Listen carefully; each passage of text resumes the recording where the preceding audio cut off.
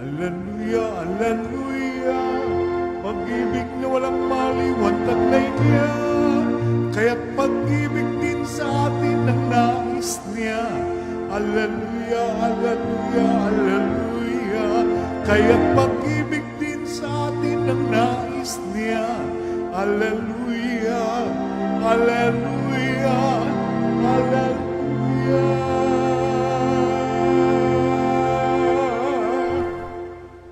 Sa ngalan ng Ama at ng Anak at ng Espiritu Santo, Amen. ang pagpapala ng ating Panginoong Hesukristo, ang pag-ibig ng Diyos Ama, at ang pagkikipagkaisa ng Espiritu Santo, naway sumainyong lahat. At sumaiyo rin. Mga kapatid, tinipon tayo bilang mga kaanib na angkan ng Diyos, kaya dumulog tayo sa maawaing Panginoong nagpapatawad ng lubos. Sinugong tagapagpagaling sa mga nagsisisi, Panginoon, kaawaan mo kami. Panginoon, kaawaan mo kami.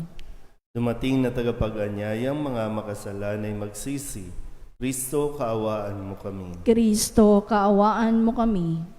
Nakaluklok ka sa kanan ng Diyos Ama para ipamagitan kami.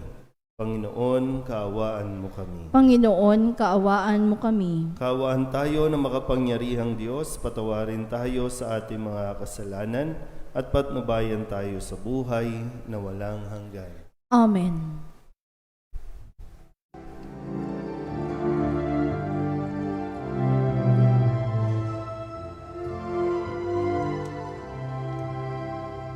Luwalhati sa Diyos sa kantaasan, kaloob sa lupa'y kapayapaan.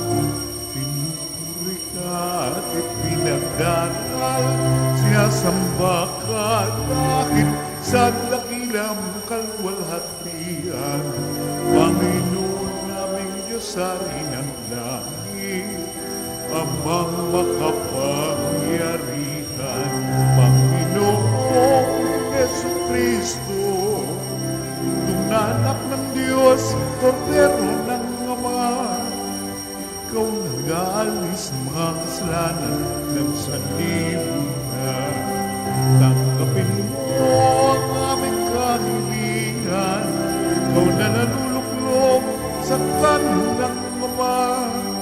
Maawa ka sa amin. Ikaw lamang ang banal, Panginoong Jesucristo, kasama ng Espiritu, sa luwalhati ng Ama. Amen, amen, amen, amen.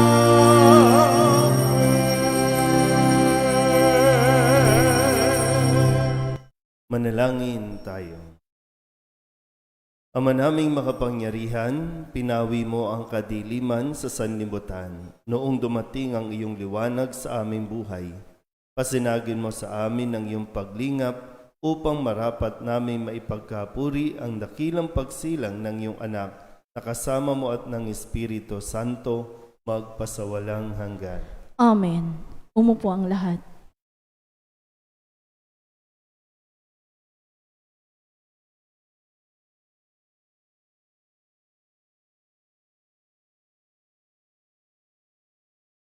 Pagbasa mula sa unang sulat ni Apostol San Juan.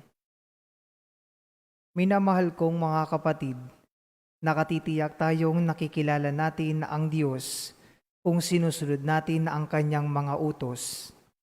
Ang nagsasabing nakikilala ko siya, ngunit sumusuway naman sa kanyang mga utos ay sinungaling at wala sa kanya ang katotohanan. Ngunit ang tumutupad sa salita ng Diyos ay umiibig sa Kanya ng wagas. Ganito natin nalalamang tayo'y nasa Kanya. Ang nagsasabing nananatili siya sa Diyos ay dapat mamuhay tulad ng pagkapamuhay ni Hesukristo. Mga minamahal, hindi isang bagong utos ang isinusulat ko sa inyo, kundi ang dating utos na nasa inyo na simula pa. Ito'y ang salitang narinig na ninyo. Gayunman, maituturing na isang bagong utos ang isinusulat ko sa inyo. Bago, sapagkat napapawi ng kadiliman at lumiliwanag na ang tunay na ilaw. Ang katotohanan nito'y nasaksihan sa buhay ni Kristo at nakikita rin sa atin. Ang nagsasabing siya'y nasa liwanag, ngunit napupuot sa kanyang kapatid, ay nasa kadiliman pa. Ang umiibig sa kanyang kapatid ay nananatili sa liwanag at walang panganib na mabulid siya sa kasalanan. Ngunit ang napupuot sa kanyang kapatid ay nasa kadiliman pa. Lumalakad siya sa kadiliman at hindi nalalaman ang kanyang patutunguhan sapagkat binulag siya ng kadiliman. Ang salita ng Diyos. Salamat sa Diyos. Salmong tugunan ang atin pong itutugon. Magalak ang kalangitan at daigdig ay magdiwang. Tayo pong lahat. Magalak ang kalangitan at daigdig ay magdiwang. Purihin ang Panginoon, awitan ng bagong awit. Panginooy papurihan nitong lahat sa daigdig. Awitan ang Panginoon, ngalan niya'y sakdalrikit. Tugon. Magalak ang kalangitan at daigdig ay magdiwang. Araw-araw ang ginawang pagliligtas ay ilathala, kahit sa ay ipahayag na ang poon ay dakila, sa madla ay ipahayag ang dakila niyang gawa. Tugon. Magalak ang kalangitan at daigdig ay magdiwang. Panginoon ang may likha ng buong sangkalangitan. Naliligid siyang lagi ng dangal at kabanalan.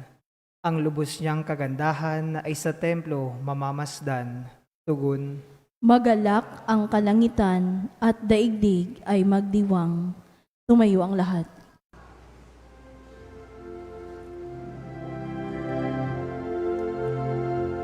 Alleluia, alleluia, alleluia, alleluia. Purihin ang Diyos, alleluia.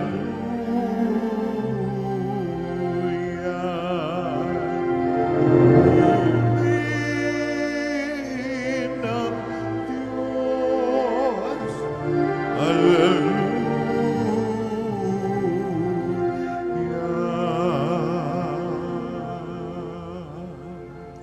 Sumainyo ang Panginoon. At sumaiyo rin. Ang mabuting balita ng Panginoon ayon kay San Lucas. Papuri sa iyo, Panginoon.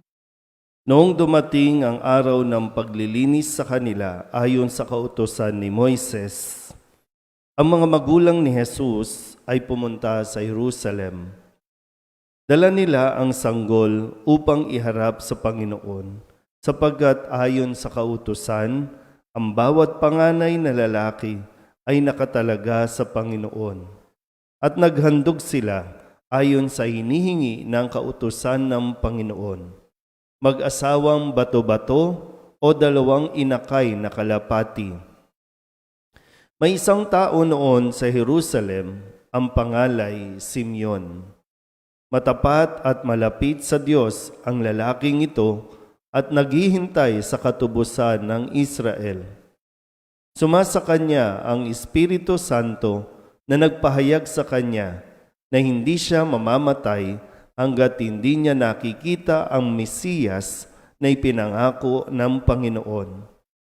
Sa patnubay ng Espiritu, pumasok siya sa templo at nang dalhin doon ang kanyang mga magulang, ang sanggol na si Jesus, upang gawin ang hinihingi ng kautusan, siya'y kinalong ni Simeon. Ito'y nagpuri sa Diyos na ang wika, "Kunin mo na, Panginoon, ang iyong abang alipin ayon sa iyong pangako. Yamang nakita na ng aking mga mata ang iyong pagliligtas na inihanda mo para sa lahat ng bansa.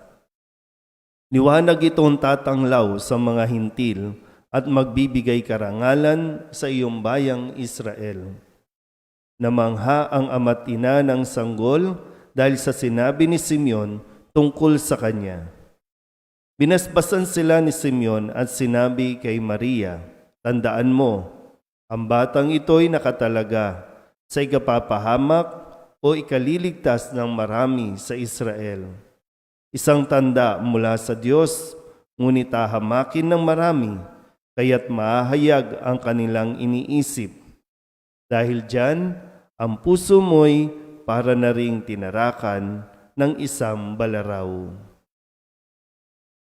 Ang mabuting balita ng Panginoon. Pinupuri ka namin, Panginoong Heso Kristo. Umupo ang lahat. Isang mapagpalang araw po sa inyong lahat. Merry Christmas po. Tayo po ay nasa ikalimang araw ng pagdiriwang ng Pasko. Simula po nung December 25, araw ng kapanganakan ni Jesus. At lagi po natin naririnig na ang sanggol na ito, ang liwanag na tatanglaw sa atin, na siya rin namang ipinahayag ni Simeon sa atin pong narinig na ebanghelyo mula kay San Lucas. Sa atin pong, kung babalikan natin, yung pinagdiwang natin ng kapanganakan ni Kristo, marami po sa atin ang talagang labis-labis na nasiyahan.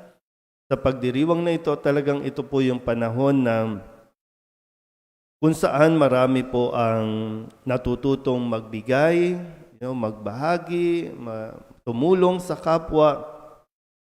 Pero higit doon ay ito ay dahil sa nakita natin talaga si Kristo sa anyo ng sanggol sa sabsaban o diyan sa Belen. At sa kwento natin ngayon, si Simeon na isang naglilingkod sa templo na inabutan na ng katandaan sa paghihintay sa pangako ng Diyos na isang Mesiyas na magiging tagapagligtas. At sa wakas, nakita na ni Jesus ang sanggol. At sa pagkakita niya, ipinahayag niya yung pagpupuri niya at ang kanyang dalangin, "Kunin mo na, Panginoon." Dahil nakita na ang kanyang pangako. Sa atin ba? Nakita na ba natin? O hanggang ngayon ay naghihintay pa rin tayo? Umaasa at kung tutuusin po, dumating na talaga. Kailangan lang talaga natin imulat ang ating mga mata dahil nandyan na, nakita na natin si Jesus. Mula doon sa sanggol sa sabsaban, dito sa Eucharistia, yan si Jesus. Pero kailangan natin itong tingnan gamit ang mata ng pananampalataya. Dahil kung hindi, magbubulag-bulagan pa rin tayo. Bagamat lagi tayong nasa simbahan, katulad ni Simeon, laging nasa simbahan, laging nagsisimba kahit online, sa modernong paraan ng pagsisimba. Pero tinitingnan ba natin si Jesus? O nakikita ba natin si Jesus? Kasi kung ano man ang sagot natin, oo o hindi, sa sulat ni San Juan, sa ating pong unang pagbasa, kung nagsasabi tayo'y nasa liwanag, dahil kung sino ang panig kay Kristo, dapat nasa liwanag, dahil siya ang liwanag. Pero ang sabi ni San Juan, kung nagsasabing siya'y nasa liwanag, pero may galit, may puot sa kanyang kapatid o kapwa, ay nasa kadiliman pa rin. Ang sabi din, nagsisinungaling siya. Tayo lang naman po makakasagot nito. At tanging ang Diyos lang din ang makakakita ng tunay nating nararamdaman, ng tunay nating saloobin. O pwedeng sa panlabas, okay na okay tayo kasi nakakapagsimba tayo, nakakapag-serve tayo, nakakapagmisa tayo, at pwedeng sabihin, nasa liwanag tayo. Pero sabi nga po, niloloko lang natin ang ating mga sarili. Niloloko natin ang mga tao sa paligid natin dahil talaga namang ang totoo, nasa kadiliman tayo. Ganun pa man, kaya nga po naparito sa Jesus, isinilang para magsilbing liwanag sa atin. At makita nawa natin, sundan nawa natin ang liwanag na ito para makaalis tayo sa kadiliman na atin pong kinasasadlakan. Kung ano man yung sitwasyon na yan. Ikaw lang din naman ang makakapagsabi kung anong kadiliman ang pinasok mo o kung nasaan ka sa estado ng buhay na ito. Muli po, sa pagpapatuloy natin ng pagninilay sa kanyang kapanganakan na tanging ang dulot ay mabigyan tayo ng liwanag. Amen? Magsitayo ang lahat.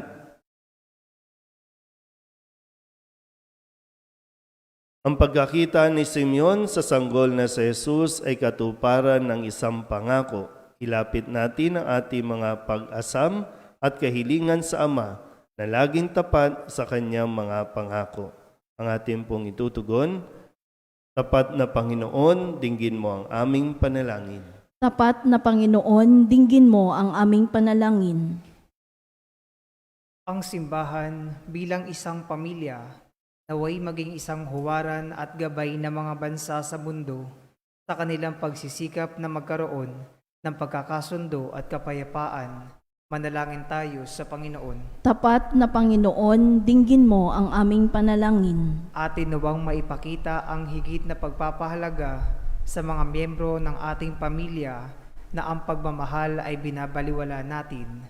Manalangin tayo sa Panginoon. Tapat na Panginoon, dinggin mo ang aming panalangin. Ang mga pamilyang nagkakahiwa-hiwalay, naway magkasundo at muling mabuo. Manalangin tayo sa Panginoon. Tapat na Panginoon, dinggin mo ang aming panalangin. Ang mga may sakit, naway makadama ng init ng pagmamahal at pagkalinga ng mga kasapi ng kanilang sariling pamilya. Manalangin tayo sa Panginoon. Tapat na Panginoon, dinggin mo ang aming panalangin. Ang mga pumanaw na sa mundong ito, naway pagkalooban ng walang hanggang katiwasayan at liwanag. Manalangin tayo sa Panginoon. Tapat na Panginoon, dinggin mo ang aming panalangin. Idulog din natin sa Panginoon ang ating mga personal na kahilingan at mga panalangin para sa ating mga pamilya. Ganon din ang lahat ng mga misang pasasalamat, special na intensyon at mga kaluluwa. At ganon din ang lahat ng mga intensyon ng mga nanonood sa online.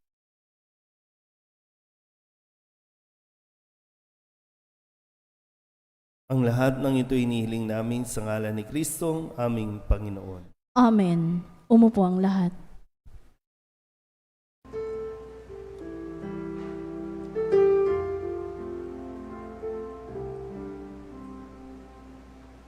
Alay namin sa Paskong dumating, pagkakaisa, pagmamahal at kabanalang taglay.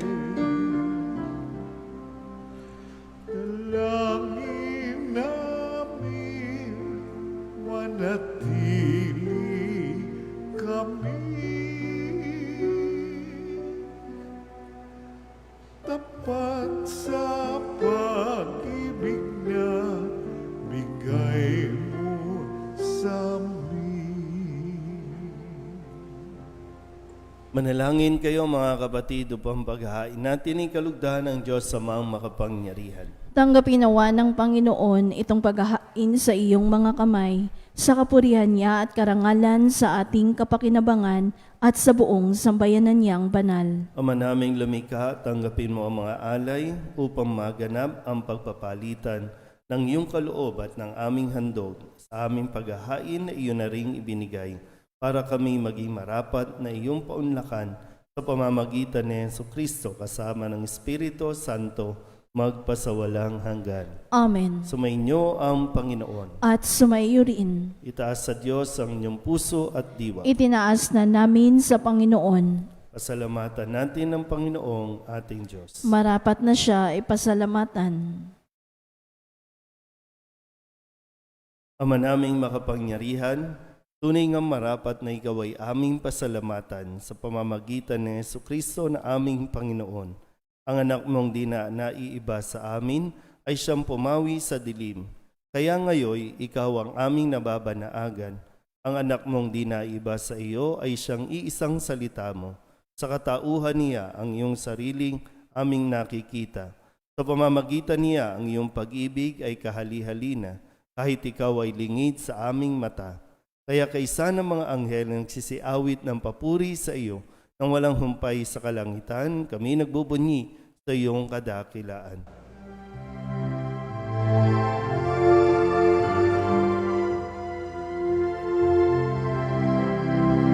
Santo, Santo, Santo, Panginoong Diyos makapangyarihan, napupuno ang langit at lupa ng kalwalhatian mo.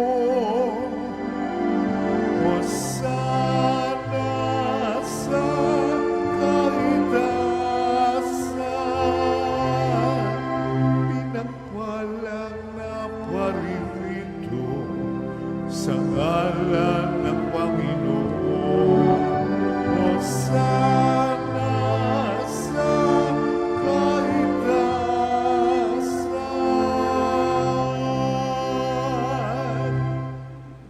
Ama naming banal, ikaw ang bukal ng tanang kabanalan. Kaya't sa pamamagitan ng iyong Espiritu, gawin mong banal ang kaloob na ito upang para sa aming maging katawan at dugo ng aming Panginoong Hesukristo. Bago niya pinagtiis ang kusang loob na maging handog, hinawakan niya ang tinapay, inasalamatan kaniya, pinaghati-hati ni iyon, iniabot sa kanyang mga alagad at sinabi, "Tanggapin ninyong lahat ito at kanin, ito ang aking katawan na ihahandog para sa inyo."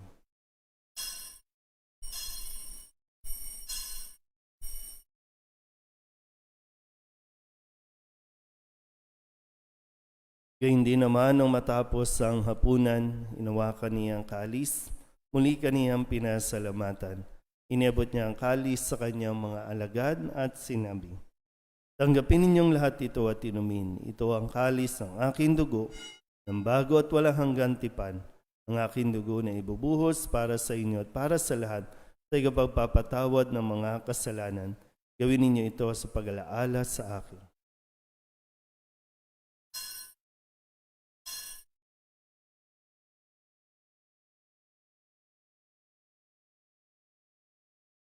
Ipagbunyi natin ang misteryo ng pananampalataya. Si Kristo'y namatay, si Kristo'y nabuhay, si Kristo'y babalik sa wakas ng panahon. Ama, ginagawa namin ngayon ang pag-alaala sa pagkamatay at muling pagkabuhay ng iyong anak, kaya tiniaalay namin sa iyo ang tinapay na nagbibigay buhay at ang kalis na nagkakaloob ng kaligtasan. Kami nagpapasalamat dahil kami iyong minarapan na tumayo sa harap mo para maglingkod sa iyo. Isinasamo namin kami magsasalo-salo sa katawan at dugo ni Kristo ay mabuklod sa pagkakaisa sa pamamagitan ng Espiritu Santo. Ama, lingapin mo ang iyong simbahang laganap sa buong daigdig. Puspusin mo kami sa pag-ibig kay San Francisco na aming Papa at ni Jose na aming Obispo at ng Tanang Kaparian. Alalahanin mo rin ang mga kapatid naming nahimlay na may pag-asang sila'y muling mabubuhay, gayon din ang lahat ng mga pumanaw. Kawaan mo sila at patuloyin sa iyong kaliwanagan. Kawaan mo at paghindapating kaming lahat na makasalo sa iyong buhay na walang wakas. Kaysa ng mahal na Birhen Maria na ina ng Diyos, ng kabiyak ng puso niyang si San Jose. Kaysa ng mga apostol at ng lahat ng mga banal na namuhay dito sa daigdig na kalugod-lugod sa iyo. May pagdiwang nawa namin ang papupuri sa ikararangal mo sa pamamagitan ng iyong anak na aming Panginoong Hesukristo. Sa pamamagitan ni Kristo, kasama niya at sa Kanya, ang lahat ng parangal at papuri ay sa iyo, Diyos amang makapangyarihan, kasama ng Espiritu Santo, magpasawalang hanggan. Amen, amen, amen. Amen, hallelujah. Purihin ang Diyos,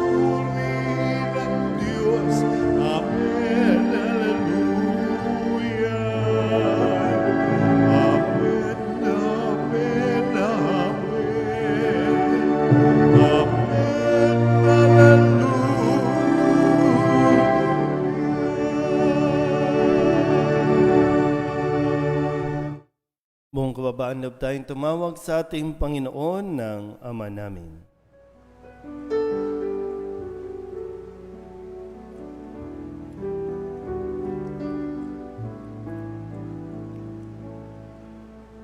Ama namin, sumasalangit ka, sambahin ang ngalan mo, mapasamin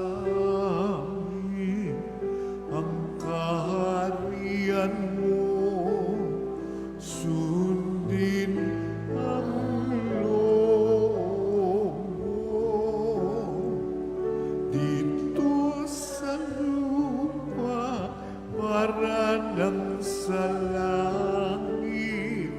Bigyan mo po kami ngayon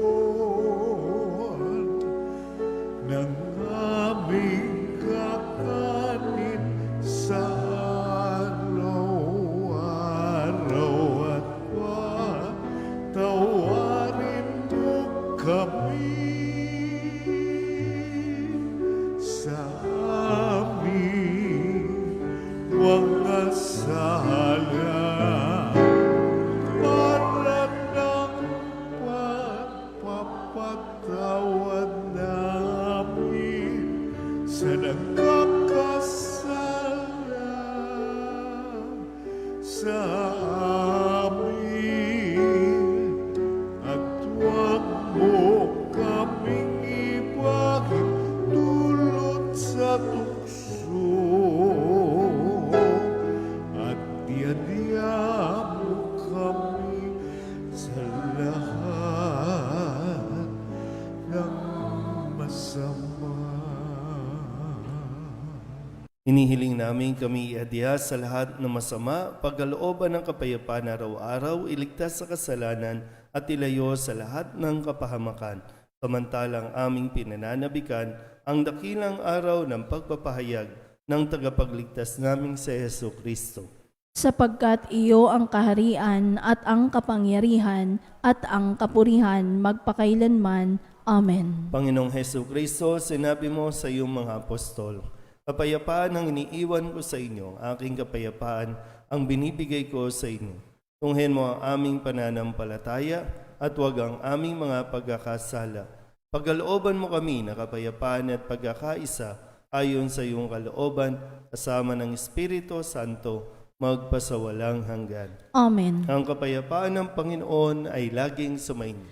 At sumaiyo rin. Magbigayan po tayo ng kapayapaan sa isa't isa.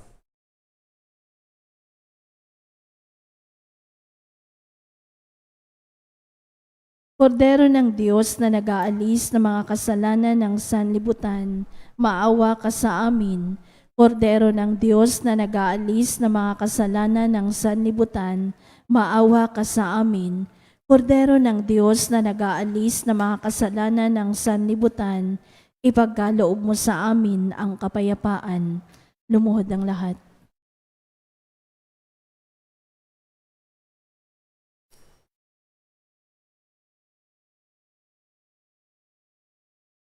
Ito ang kordero ng Diyos. Ito ang nag-aalis ng kasalanan ng sanlibutan. Mapalad ang mga inaanyayahan sa kanyang piging. Panginoon, hindi ako karapat-dapat na magpatuloy sa iyo, ngunit sa isang salita mo lamang ay gagaling na ako. Katawan ni Kristo, Amen.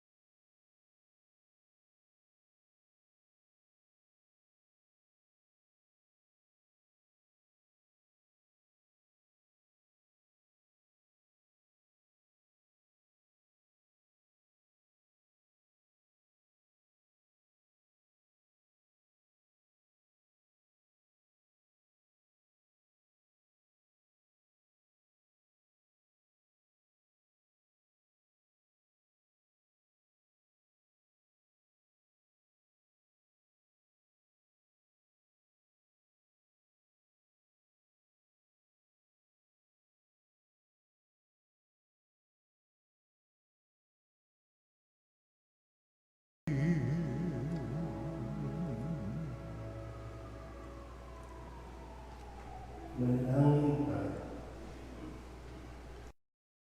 Ama naming mapagmahal, kaming iyong pinapagsalo sa banal na pakikinabang, ay patatagin mong ganap sa aming pamumuhay araw-araw sa pamamagitan ni Jesucristo kasama ng Espiritu Santo magpasawalang hanggan. Amen. Sumainyo ang Panginoon At sumaiyo rin. at pagpalain kayo ng makapangyarihang Diyos, Ama at Anak at Espiritu Santo. Amen. Tapos ang banal na misa, humayo tayo sa kapayapaan ni Kristo. Salamat sa Diyos. Merry Christmas po. Merry Christmas po.